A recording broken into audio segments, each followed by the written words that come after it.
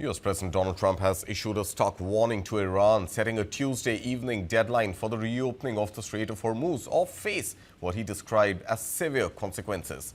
In an interview with the Wall Street Journal, Trump said if they don't do something by Tuesday evening, they won't have any power plants and they won't have any bridges standing. He later posted on social media, writing Tuesday 8 p.m. Eastern Time, without offering further details. Earlier, in a Truth Social post, Trump had already warned that Tuesday will be Power Plant Day and Bridge Day in Iran. The message escalated further with a blunt ultimatum as Trump demanded, "Open the strait or you'll be living in hell. Just watch," unquote. The ultimatum comes amid rising tensions, with Washington demanding that Tehran reopen critical shipping lanes through the Strait of Hormuz, a vital artery that carries nearly a fifth of the world's oil and natural gas supply and which has been largely disrupted.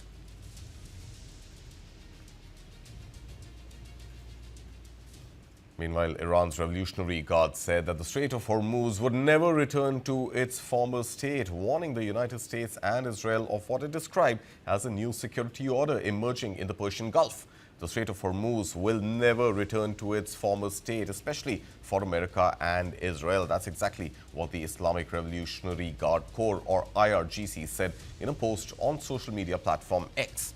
Iran's chokehold over the narrow Strait of Hormuz shipping lane off its southern coast has sent crude prices soaring, squeezing consumers and businesses worldwide. Meanwhile, Iran vows swift retaliation of any U.S. attacks following Trump's latest threats.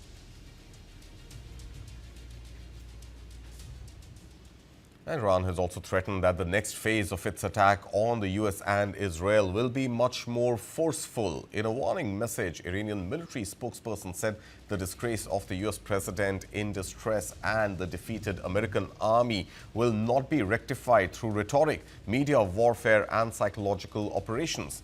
Iran's culture minister, meanwhile, dismissed Trump's latest threats, calling the U.S. leader an unstable, delusional figure.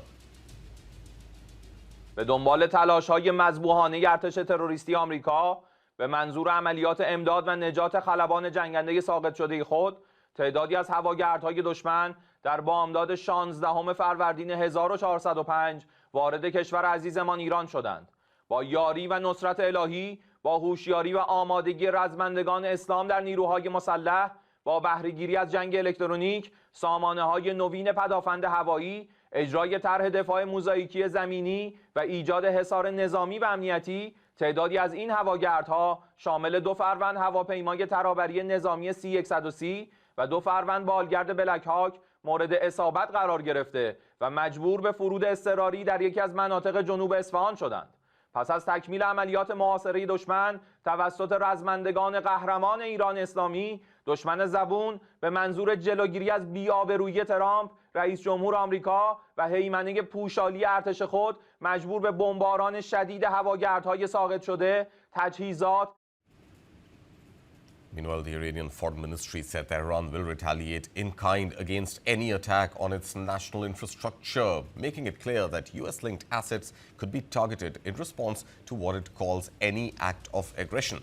Foreign Ministry spokesperson Esmail baghaei stressed that any move against Iran's bridges, power plants, or key facilities would be met with a reciprocating response from Iranian armed forces.